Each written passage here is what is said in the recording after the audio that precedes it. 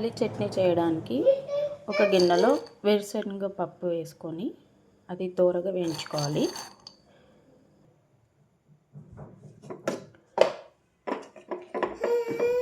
దాంట్లో కొంచెం జీలకర్ర అనేది వేయాలి. దానికి కారానికి సరిపడు రెడ్ చిల్లీస్, ఉప్పు సరిపడా. మీకు కారం అనేది తక్కువగా అనిపిస్తే ఒకవేళ మీరు ఎక్కువ వేయాలంటే గ్రీన్ చిల్లీస్ కూడా వేయచ్చు. కొంచెం టేస్టీగా అనేది ఉంటుంది గ్రీన్ చిల్లీస్ వేస్తే.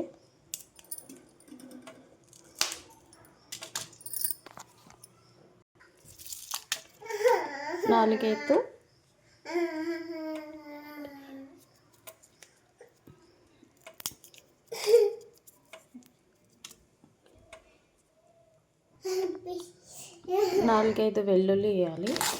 కొంచెం దూరగా వేయించుకోవాలి ఇవన్నీ ఒకటేసారి.